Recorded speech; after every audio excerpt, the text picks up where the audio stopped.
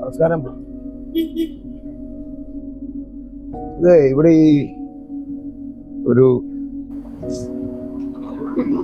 ഈ സ്ഥാപനം എവിടെയാണെന്നറിയാമോ? ഇത് ഇതെനിക്കറിയാം. ആണോ? ഇവിടെ അടുത്ത് തന്നെയാ. ഞാനൊരു ഓട്ടോ വിളിച്ചു തരാം. പിന്നെ പോകാൻ എളുപ്പമുണ്ടായിരുന്നു. എന്നാ ശരി, വളരെ പോകാനും. അപ്പൊ ഞാൻ ഒന്ന് സഹായിച്ചു. നമുക്ക്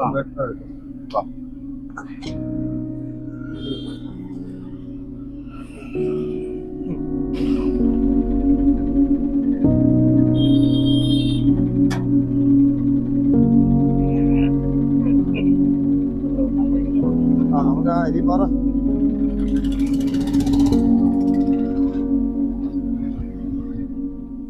ഈ സ്ഥാപനത്തേക്ക് ഒരുപാട് ദൂരമുണ്ടോ? കുറച്ച് ദൂരം. ശരി.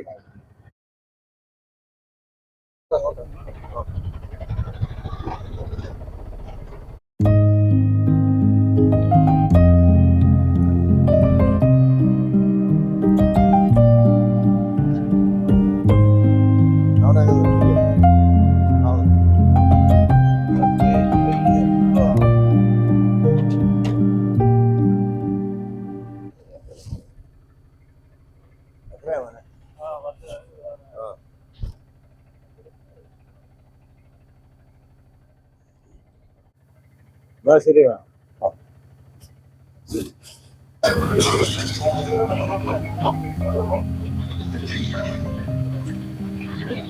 ഒരാൾ വന്നിട്ടില്ല.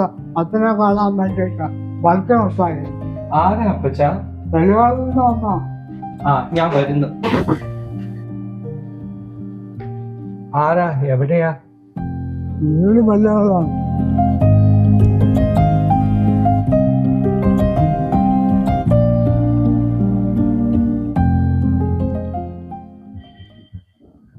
എന്നാ അപ്പച്ച? പാമ്പുകൾക്ക് മാളമുണ്ട്, പറവകൾക്ക് ആകാശമുണ്ട്, മനുഷ്യപുത്രന് തലയയക്കാൻ മണ്ണിലിടം. എനിക്ക് താമസിക്കാൻ ഒരിടം വേണം. അപ്പച്ച, അപ്പച്ചൻ ഇവിടെ തീർച്ചയായിട്ടും ഞങ്ങളുടെ കൂടെ ജീവിക്കാം. പക്ഷേ നാളെ ഇതിന്റെ വെഞ്ചരിപ്പും ഉദ്ഘാടനവും ഒക്കെ. അതെ, നമ്മളെ പോലെ തന്നെയാ. പത്രവാർത്തയും ചണക്കത്തും കണ്ടപ്പോൾ ഇങ്ങനെ പോകുന്നു അല്ലേ അപ്പച്ച?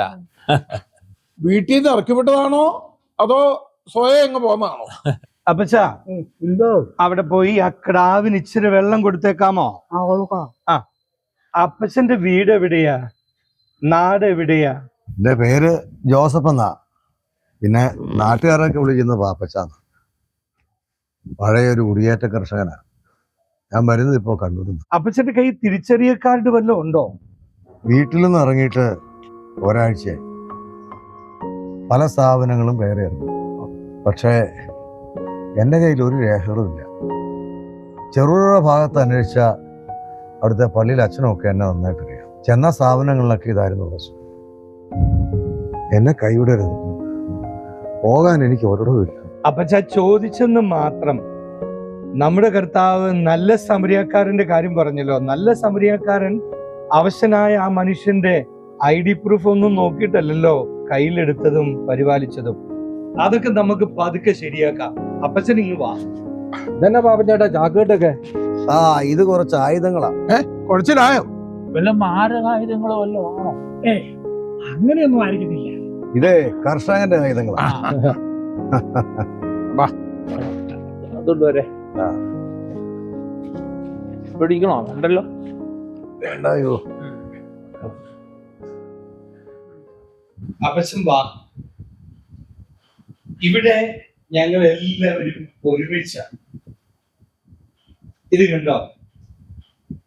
ആർക്കും വേറെ വേറെ പ്രത്യേക മുറികളൊന്നും ആയിട്ടില്ല.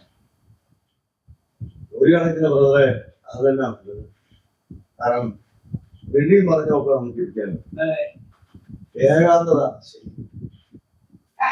അപ്പച്ചൻ വാ, നമുക്ക് ഇവിടെ ഇരിക്കാം.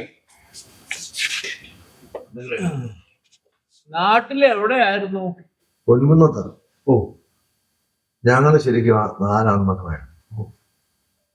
5ാം ക്ലാസ് പഠനം ഞാൻ പൂർത്തിയാക്കിയ സമയത്ത് അപ്പൻ എനിക്ക് ഒരേക്കർ സ്ഥലം വാങ്ങാനുള്ള പണവും കയ്യിലൊരു തൂമയിൽ വന്നിട്ട് പറഞ്ഞു, മണ്ണിൽ പണിയെടുത്ത് പൊന്ന് വിളയിക്കണം. കാറ്റിനോടും മഴയോടും വെയിലിനോടും വന്യമൃഗങ്ങളോടും മല്ലടിച്ച് ഞാൻ ജീവിച്ചു. അങ്ങനെ ഞാൻ ചെറുപുഴയില് 100 ഏക്കർ പാപ്പന. അപ്പച്ചന്റെ കുടുംബമൊക്കെയോ? എനിക്ക് 2 ആൺകുട്ടികളായിരുന്നു. അവര് ചെറുതായിരിക്കും തന്നെ ഭാര്യയെ മലമ്പനി പിടിച്ച് വെച്ചു. പിന്നെ എന്നാ സംഭവിച്ചത് ചേട്ടാ? മക്കള് പഠിച്ച് വിവരം കൊടുക്കി. മൂത്തവൻ അവന്റെ വീതമെല്ലാം വെച്ച് അമേരിക്കയിലാണ്. ഇനി ഒരു തിരിച്ചറിവ് ഉണ്ടാവും. രണ്ടാമത്തെ അവൻ എന്നാ ചെയ്യുക? അവന്റെ കാര്യം പോകില്ല. അവന് കൊച്ചിയിൽ ബിസിനസ് ആയിരുന്നു. കടം കയറ്റി എല്ലാം നശിപ്പിച്ചു. ഇപ്പോ വാടക വീട്ടിലാണ് താമസം. പിന്നെ ഭാര്യയും കൊച്ചുമായിട്ട് കേസ് വന്നു. അവരും തന്നെ. ആ മകനുമായിട്ടൊന്ന് സംസാരിച്ച് അവനോട് ഒത്തു ജീവിക്കുന്നതല്ലേ അപ്പച്ച ഉത്തമം? നമ്മുടെ ഗതി തന്നെ. മക്കളെ കണ്ടും മാമ്പൂ കണ്ടും കൊതിക്കരുത്. നമ്മുടെയൊക്കെ കഥ ഇതൊക്കെ തന്നെയാണ്. സമ്പത്ത് കാലത്ത് തൈവത്ത് വെച്ചാൽ ആപത്ത് കാലത്ത് കാപത്ത് തുല്ല. പുള്ളി കുറെ കൈ വെച്ചതാ, അവസാനം നടുറോഡിലായി. എത്ര സമ്പാദിച്ചാലും ഏത് കോടീശ്വരനായാലും അവസാനം ഇങ്ങനെയൊക്കെ തന്നെ. ഒടുവിൽ എന്താ സംഭവിച്ചത്? തിരിച്ചു ചെന്നാൽ സ്വീകരിക്കൂ. അപ്പച്ച ഈ മകൻ ഉപദ്രവിക്കുമായിരുന്നോ? അവൻ എൻ്റെ ID കാർഡും പെൻഷൻ കാർഡും എല്ലാം കത്തിച്ചു. അവസാനമായിട്ടൊരു അന്ധവിശ്വാസം ആക്കിയത്. പണി കഴിഞ്ഞ് തിരിച്ചു വരുമ്പോ വീട്ടിൽ കണ്ടക്കരുത്, കണ്ടാൽ തല്ലിക്കൊന്ന് ചാലിയാതെന്ന് പുറകിൽ ഒഴുക്കുന്നു. അപ്പച്ചൻ വന്നേ.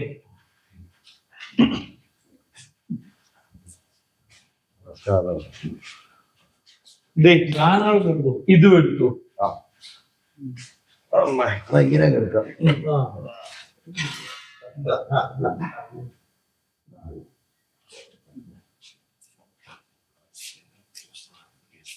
നോക്കിക്കേ, നമുക്കിവിടെ ആവശ്യത്തിന് മണ്ണുണ്ട് അപ്പച്ച. നമുക്ക് ഒരുമിച്ച് ഈ മണ്ണിൽ അധ്വാനിച്ച് ഒന്ന് വിളയിക്കാം. അവൻ കാണുന്നു.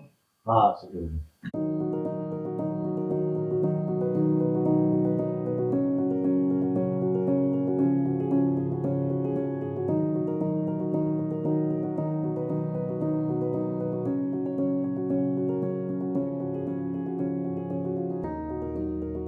പ്രിയമുള്ളവരെ, വാർദ്ധക്യം അനിവാര്യമാണ്.